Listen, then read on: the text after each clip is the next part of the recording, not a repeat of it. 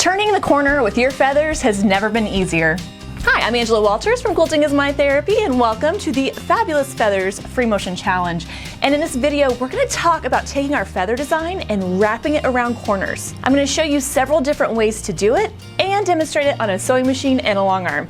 And by the time we're done, you'll be turning the corner in no time. So let's get to it. When it comes to quilting your feathers around those border corners, there's a couple different ways you can handle it. It's not necessarily more difficult to turn the corner, but sometimes you want an easier option. In this first technique, we're going to divide and conquer that border corner. Instead of quilting the border corner so that it wraps all the way around, we're going to divide it in half and quilt it in two sides. That means you don't have to think about turning the corner, and you have all those beautiful feathers come together at that point. You can use either of the feather techniques for this, either the basic or the custom feather technique, but I would suggest the basic feather because it seems to fit the area a little bit better. Before I get started with the quilting, I'm going to go ahead and mark some reference lines to keep me on track. I'm going to imagine that there is a line connecting the inner border corner and the outer border corner, and I'm going to mark a line from side to side. This is going to act as my boundary so I'm sure not to cross over the edge. And I'm going to quilt my feather so that it fills up this area and then quilt another one so it fills up that. There's a couple things to consider when you're working with this technique. As with all the feathers, they're directional. They have a bottom and a top, so you need to think, do you want those feathers to meet together in the corner? That's really going to draw attention to that part of the quilt. Or do you want them to face the same way so that it almost gives the effect that it's wrapping around? That's going to give you more of a continuous look and kind of more of a traditional look. There's nothing wrong with either way, so let's go ahead and see what this looks like when we start quilting. I'm going to start by quilting the spine of my feather so that it falls somewhere towards the center of that border. And as my area narrows into that point, I'm still going to try to keep it towards the center, but before I reach the absolute edge, I'm going to quilt my petals so it fills in that area and begin quilting my feather. I'm going to quilt those petals so that they don't extend past that marked line. I'm just going to work my way to where I started. Then I'm going to echo my spine and back up to the top and repeat on the other side.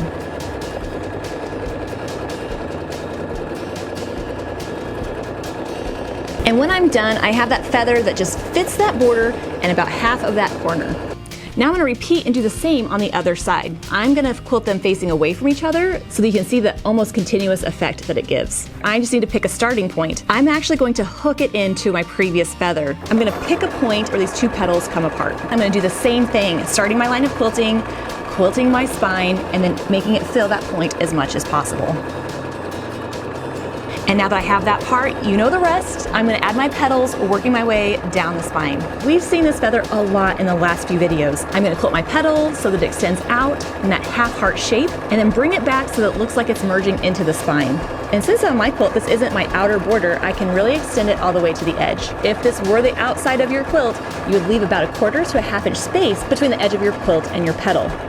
And as I start to approach the bottom of my feather, I have a little bit of extra room here. I'm going to just quilt my petals till I can't add any more and use echoing to fill in any of those gaps. Once that's done, I'm going to echo back up the spine and do the same on the other side. One of the great things about working on a sewing machine is I can easily reposition my quilt and quilt it in the direction I prefer, which is vertical. However, if you prefer going horizontally, you can.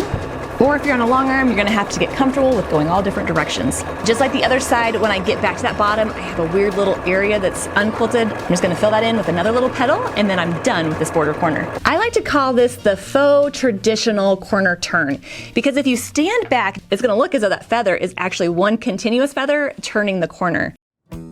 This next technique, we are going to wrap it around the corner, except we're going to run it off the edge. This is for those quilts that have bigger border corners, or for borders that are along the outside of the quilt.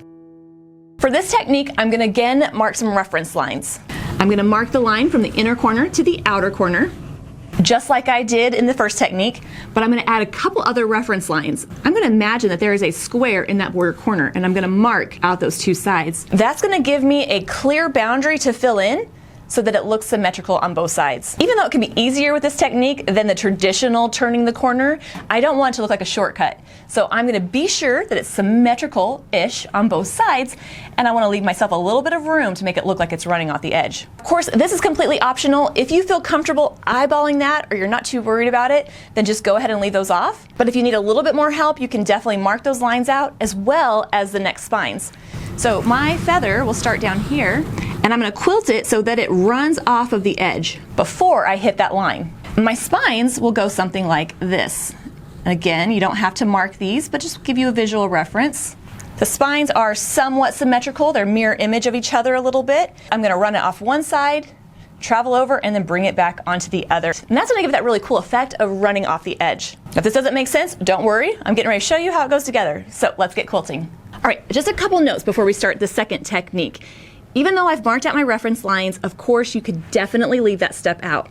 Another thing is that you can change up the order of steps in which you quilt it. You could either quilt all of one feather section and then all of the second, or you can quilt just the spine and the spine and the petals and the petals. So even though I'm going to demonstrate it a certain way, just know that you can change it to make it efficient for you. That's the most important thing. I'm going to start by quilting my spine. As I approach that boundary, I want to veer off and make it look like it's running off the edge. Once I've hit that point, I have a couple of decisions to make. I could go ahead and add my petals on this side, or I could go ahead and quilt my other spine. It's completely up to you. I'm gonna go ahead and quilt the spine on my other side. The most important reason is I wanna make them look as symmetrical as possible. I don't want it to look like it's a shortcut. I want it to look like it's intentional for artistic reasons, not because it's easier. So I'm going to travel along the edge and get over there and quilt the next side of my spine. This design does have a little bit more traveling than your normal border corner, but it's going to give it that really cool effect and be a lot easier to do. Once I get done, I have my two spines and it's time to start adding my petals. It doesn't matter which side of the spine you start with. I prefer quilting along the outer portion because it's a little bit easier, but it's totally up to you. So I'm going to use the custom feather technique. We've seen this a lot throughout the videos, so hopefully you're starting to feel comfortable with quilting it. Once I get to the point where my spine veers off of the border, I'm going to quilt the petals so that they look like they're going behind the area. Once I've filled in that area, I'm going to travel up, echo my spine, and do the same on the other side.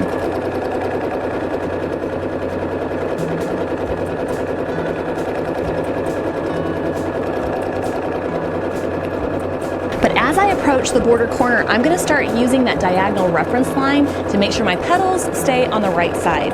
I don't want them to cross over into the other half of that border corner, so I'm going to quilt those petals so that they're about ½ inch or an inch or so away from that marked line.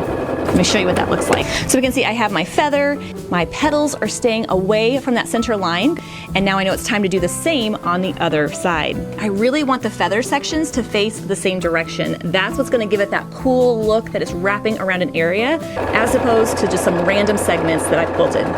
So that means that this right here needs to be the bottom of my feather so that it looks like it's continuous. And again, it doesn't matter which side you start with, but I'm going to start with the outer because I find it a little bit easier.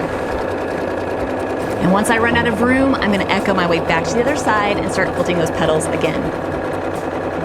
Don't forget, I have that diagonal reference line, and I want to make sure my petals stay at least ½ inch or an inch away from that line.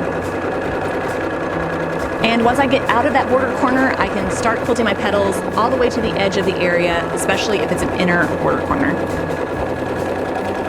And when I'm done, I have my second feather section that looks pretty close to the first, mirror image in the spines, but the petals going the same direction. And then I have my border corner that has a gap in it. That's a problem, right? I don't want to leave that unquilted. I'm going to add some echo and some filler in there to fill it in. But do you want to know a fun trick? I could add a few partial petals around this part right here that's going to contribute to that look that it's wrapping around. Of course, this is completely optional. You don't have to do this, but I just love, love, love how it looks. Basically, I'm imagining where the tips of that petal would be if it was actually quilted. I'm going to add a few little round arcs that are going to represent the tips of the petals that would connect these two. That's just so cute. I can't help it. I think that's adorable. But whether or not you add those extra little petal tips, you're still going to add your filler and your echoing to fill in any gaps. It doesn't matter what filler you use. If I have a lot of area in the center of my border corner, I might use a bigger design like feather meander, but since this is pretty small, I'm just going to add some little swirls and some more echo lines and fill it in. And when I'm done, I have quilted my feather in two separate sections, but made it look as though it's continuous by giving it the illusion that it's run off the edge of my area.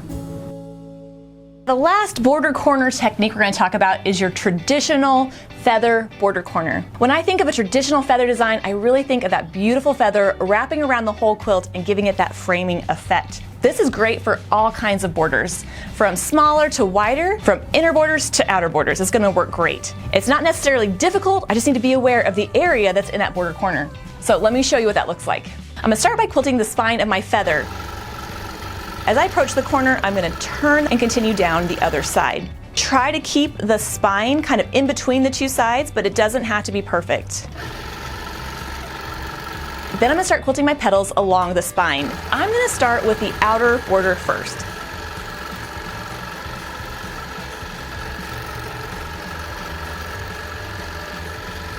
And as I approach that border corner, we're going to notice that I have more room to fill in because there's more area in that corner. I'm simply going to quilt those petals so they reach out and fill in the whole area. That means at the very corner, that petal is probably going to be bigger than the rest. And that's okay. I just want to make sure that that whole area is filled in. So you're almost going to kind of get to a point where your petals are going to pivot on the spine, and then you can continue on the next direction. If you leave any gaps along the border corner or any of the outside area, you can just add some echo lines and fill it in. And just like we've done through these whole videos, I want to quilt that petal so that it looks like it's merging into the spine. Now that I've reached the edge, I'm going to echo my spine back to the other side and repeat quilting my petals on the inner side.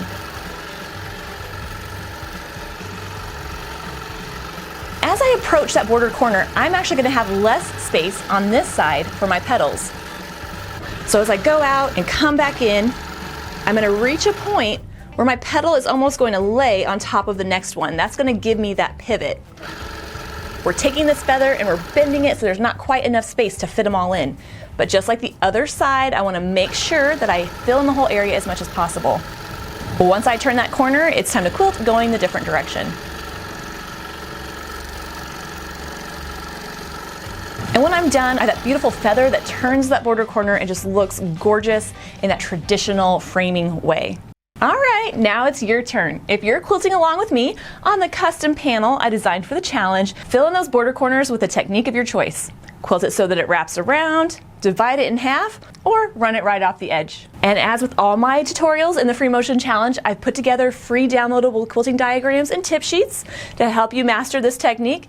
And if you need a little bit more help, be sure to check out the expanded resource that I have with even more quilting diagrams, tips, and quilted examples.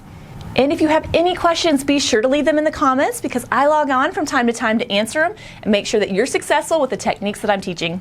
And I'll be back next week with the last video in our Free Motion Challenge. Until then, happy quilting.